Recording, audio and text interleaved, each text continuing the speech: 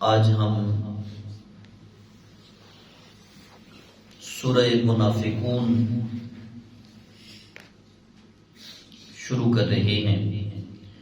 یہ مدنی سورہ ہے، ترتیب مصحف کے اعتبار سے 63 نمبر پہ یہ ہے۔ نام ہی منافقون ہے کیونکہ اس کے اندر منافقین کا ذکر کیا گیا ہے۔ منافق رسول اللہ صلی اللہ علیہ وآلہ وسلم کے زمانے میں بھی تھے، ظاہری زمانے میں، اور تاریخ گواہ ہے جتنا نقصان منافقوں اور یہودیوں نے اسلام کو دیا، منافقوں نے جتنا دین کو نقصان دیا، تاریخ گواہ ہے اس سے زیادہ کسی نے نقصان نہیں دیا۔ نقصان دیتا ہی وہ ہے جو یقین دلاتا ہے کہ میں اپنا ہوں، اپنا یقین دلا کر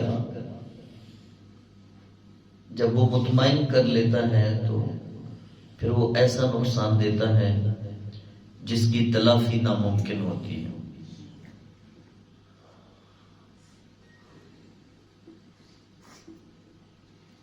آئیے پڑھتے ہیں۔ بہت سارے عقدے کھلیں گے اس سورہ میں، اور ہم سب نے کوشش یہ کرنی ہے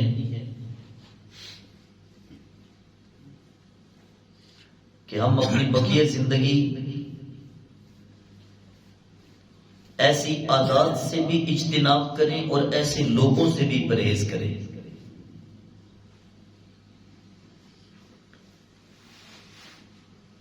جب تک بندے کو سمجھ نہ ہو تو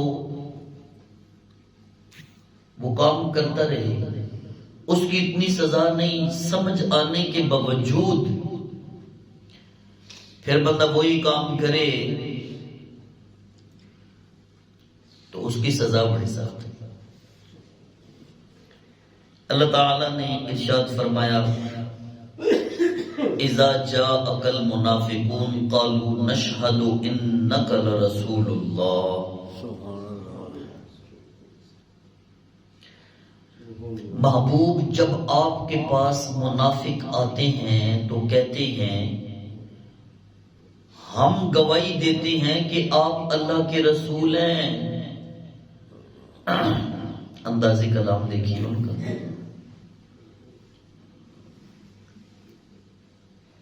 اور جی ہم گواہی دیتے ہیں کہ آپ اللہ کے رسول ہیں۔ اللہ اپنے حبیب سے فرماتا ہے واللہ یعلم انک لرسولہ، اللہ خوب جانتا ہے محبوبہ آپ اللہ کے رسول ہی ہیں۔ واللہ یشہد ان المنافقین لکاذبون، لیکن اللہ اس بات کی بھی گواہی دے رہا ہے کہ منافق اپنے قول میں جھوٹے ہیں۔ اللہ اس بات کی بھی گواہی دے رہا ہے کہ منافق اپنے قول میں، اپنی بات میں جھوٹے ہیں۔ آیت مکمل ہو چکی ہے۔ اب سوچیں نا، منافقوں نے تو بات سچی کی، جھوٹی تو نہیں کی انہوں نے یہی کہا نا کہ آپ اللہ کے رسول ہیں، تو یہ گل جھوٹی تو نہیں، یہ تو سچی گل ہے۔ ہمارے نبی اللہ کے رسول ہیں، بولے سارے مل کے بولے، ہمارے نبی اللہ کے رسول ہیں، ہمارے نبی سارے نبیوں کے امام ہیں، ختم المرسلین ہیں، اللہ کے محبوب ہیں، اور محبوب کیا، محبوب ترین ہیں، ہمارے نبی اللہ کے رسول ہیں۔ منافقوں نے بھی تو یہی بات کی، لیکن اللہ فرماتا ہے محبوبہ منافق جھوٹ بول رہے، سنیے، ایک شخص کہے فدائی صاحب آپ درس قرآن دے رہے ہیں تو جناب یہ بات سچی ہے نا، اس میں جھوٹ تو کوئی نہیں، لیکن اس کا انداز یہ ہو، فدائی صاحب آپ درس قرآن دے رہے ہیں، آپ سارے یہاں پہ جو تشریف فرمان ہیں آپ کو تو قرآن سے محبت ہے، قرآن سے پیار ہے، لیکن ایک شخص جس کو درس قرآن دینا اچھا نہ لگتا ہو اور وہ کہے فدائی صاحب درس قرآن دے رہے ہیں، تو کوئی بیچ میں دیوانہ کہے گا تینوں جی کدی درس قرآن چنگا نہیں لگتا تے ایہو جیاں گلاں نہ کر، تو جس طریقے نال بولدا پیا پتہ چلدا پیا اندروں تینوں چنگا نہیں لگتا کام ہی۔ بات سمجھیے، منافقوں نے جب یہ کہا نا کہ آپ اللہ کے رسول ہیں تو اللہ نے فرمایا محبوبہ آپ یقیناً اللہ کے رسول ہیں، لیکن واللہ یشہد ان المنافقین لکاذبون، یہ منافق جھوٹے ہیں، اپنے اس قول میں بھی جھوٹے ہیں، اس لیے کہ آپ تو اللہ کے رسول ہیں لیکن یہ اندر سے نہیں مانتے، ان کا اندر گندا ہے، یہ جو بات کر رہے ہیں گلے سے اوپر اوپر کر رہے ہیں، اندر تو ان کی منافقت بھری ہوئی ہے۔ اللہ اکبر کبیر، اللہ اکبر کبیر۔ اتخذوا ایمانہم جنتا فصدوا عن سبیل اللہ،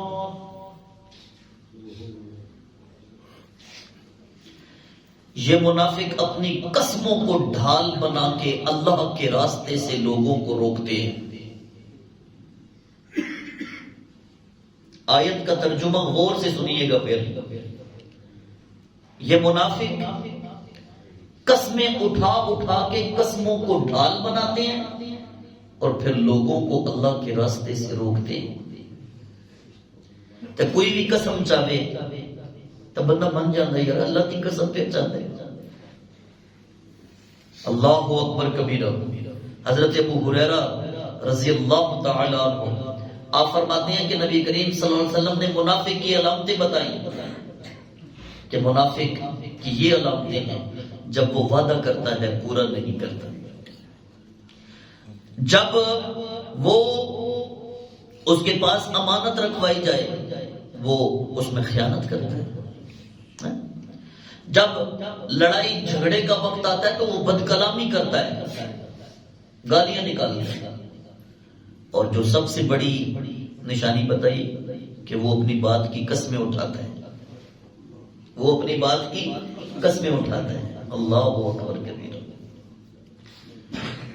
اپنی قسموں کو ڈال بنا کے لوگوں کو روکتا ہے، نہ جائیں نہ جائیں، مسیتی نہ جائیں،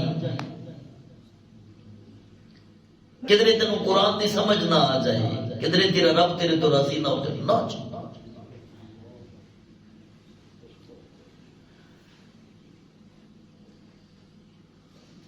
منافق قسمیں اٹھا اٹھا کے لوگوں کا راستہ روکتا ہے۔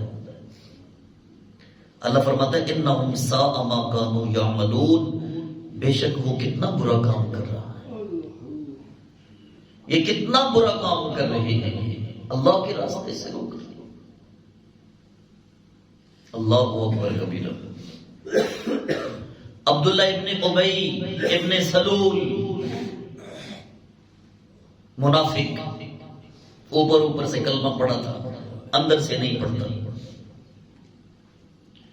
غزوہ احد میں جب مشرکین کا لشکر 3000 کے قافلے پہ مشتمل تھا اور غزوہ اور گروہ اسلام صرف 1000 بندے پہ مشتمل تھا، عبداللہ ابن ابی نے عین لڑائی کے وقت اپنے 300 جو اس کے چاہنے والے تھے، جو اس کے گروہ کے ساتھ تعلق رکھتے تھے، عین لڑائی کے وقت 300 لوگوں کو نکال کے لے گیا پھر واپس مدینے، اور ساتھ یہ کہا کہ جو جو رسول اللہ صلی اللہ علیہ وآلہ وسلم کے ساتھ ہیں ان کو کچھ کھانے پینے کے لیے نہ دو یہاں تک کہ یہ منتشر ہو جائیں، اور جب یہ واپس مدینے لوٹیں گے تو جو عزت والے ہوں گے وہ ذلت والوں کو مدینے سے نکال دیں گے. یہ بات سنی صحابہ نے رسول اللہ کی بارگاہ میں عرض کی، اور وہ صحابی حضرت زید بن ارقم تھے. وہ واقعہ انشاءاللہ آگے میں تفصیل سے پڑھوں گا. سنی، انہوں نے آگے رسول اللہ کی بارگاہ میں عرض کی. رسول اللہ نے بلایا. غزوہ احد تو ہو گیا نا، رسول اللہ نے بلایا. عبداللہ بن ابی بات سن، جن تیرے اصحاب ہیں وہ بھی بات سنیں، تم نے یہ بات کہی ہے؟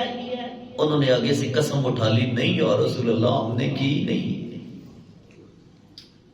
جب انہوں نے قسم اٹھائی نا، میری سرکار نے ظاہراً شریعت پہ عمل کرتے ہوئے مان لیا کہ تو نے قسم اٹھائی، چل تیری بات مان لی. زید نے جو بات کی میں نہیں مانتا، ٹھیک ہے، ظاہراً اس پہ سرکار نے قبول کر لی وہ بات، قسمیں اٹھا کی. انہوں نے قسمیں اٹھائی تو سرکار نے قبول کر لی. زید سے کہا نہیں، تو نے غلط خبر مجھ تک پہنچائی ہے. بس اتنی دیر تھی کہ جبریل قرآن کی آیتیں لے کے اترے. قربان جائیے میرے نبی کی ذات پر، قربان جائیے. میرے آقا نے شریعت کا بھی دامن ہاتھ سے نہ چھوڑا، اور ادھر باتیں کرنے والوں نے باتیں بھی کی، لیکن یہ بات حق ہے. جب بات حقیقت پہ آتی ہے تو آسمانوں سے خوشخبریاں بھی آ جایا کرتی ہیں، آسمانوں سے بھی مسیح پھر ادھر آیا کرتا ہے. اللہ اکبر. اگر ہو ابراہیم سا ایمان پیدا، آگ کر سکتی ہے انداز گلستان پیدا. فضائے بدر پیدا کر، فرشتے تیری نصرت کو اتر سکتے ہیں گردوں سے قطار اندر قطار. اب بھی اتنی بات ہونی تھی کہ جبریل آ گئے. محبوبہ اتخذوا ایمانہم جنتا فصدوا عن سبیل اللہ، یہ اپنی قسموں کو ڈھال بنا کے اللہ کے راستے سے لوگوں کو روکتے ہیں. یہ بڑا برا کام کر رہے ہیں، یہ جھوٹے ہیں. واللہ یشہد ان المنافقین لکاذبون، اللہ گواہی دے رہا ہے کہ منافق جھوٹے ہیں. اور اس عبداللہ ابن ابی ابن سلول ظالم نے میرے نبی کی حرم محترم جناب سیدہ طیبہ طاہرہ عالمہ زاہدہ راکعہ ساجدہ جناب بی بی عائشہ صدیقہ ام المومنین سیدہ عائشہ صدیقہ بنت صدیق رضی اللہ تعالی عنہما آپ پر بھی بہتان تراشی کی، الزام تراشی کی. ادھر اس نے الزام تراشی کی، ادھر جبریل قرآن کی آیتیں لے کے آ گیا کہ محبوب یہ الزام تراشیاں کر رہا ہے. آپ کی حرم محترم کی پاکیزگی کی گواہی تو آپ کے رب کا قرآن خود دے رہا ہے. اللہ اکبر. اللہ فرماتے ہیں ذالک بانہم آمنوا ثم کفروا فتبع علی قلوبہم فہم لا یفقہون. یہ محبوب اس لیے کہ وہ زبان سے ایمان لے کے آئے، ثم کفروا پھر ان کے دل کا کفر ظاہر ہو گیا. فتبع علی قلوبہم، جب ان کے دل کا کفر ظاہر ہوا تو اللہ نے ان کے دلوں پہ مہر لگا دی. فہم لا یفقہون، اب ان کو کوئی بات سمجھ ہی نہیں آتی. ہمیں جانے جو منافق ہوگا نا، اس کو لاکھ قرآن پڑھ کے سناؤ، لاکھ حدیث پڑھ کے سناؤ، لاکھ باتیں بتاؤ، انہوں سمجھ نہیں آتی. کیوں؟ دلوں پہ جو مور لگا دی اللہ نے. ایک پنجابی شاعر تھا، وہ کہتا تھا ای کل بھی نہیں پڑھنے دے مڈو جدرے جو بند ہیں، جدرے جو ان کے دلوں کے بند ہیں، ان کو سمجھ ہی نہیں آتی قرآن و حدیث. اللہ اکبر کبیر. منافق کا طریقہ یہی ہوتا ہے، وہ آپ کے پاس بیٹھتا ہے تو واہ واہ کرتا ہے، اور جب آپ کے پاس سے اٹھ کے جاتا ہے تو دشمن کے پاس بیٹھ کے کہتا ہے ایویں گلا کرتے سن، اے وجیاں گلا کرتے سن، اے وجیاں گلا کرتے سن. اللہ اکبر کبیرہ. یہ مضمون ابھی کافی طویل ہے. اس سورہ کے رکوع تو 2 ہی ہیں، لیکن انشاءاللہ ہم آئندہ نشست میں سے اگلی بات کریں گے کہ منافق کا انداز کیا ہوتا ہے، وہ کتنا میٹھا بولتا ہے، اور اس کے اندازی گفتگو سے بندہ کتنا متاثر ہو جاتا ہے. اس کا ذکر میرے رب نے قرآن میں آگے فرما دیا. قرآن تو پھر کھول کے بیان کرتا ہے، وہ تو کی چیز پیچھے چھوڑتا ہی نہیں ہے نا. وہ تو یہ تو ہمارے لیے ضروری ہے کہ ہم سمجھیں. جب ہم نے سمجھنا شروع کر دیا تو قرآن اہل ایمان کی بھی نشانیاں بتاتا ہے, اہل نفاق کی بھی نشانیاں بتاتا ہے. اللہ ہمیں عمل کی توفیق عطا فرمائے. وما علیہ الا البلاغ.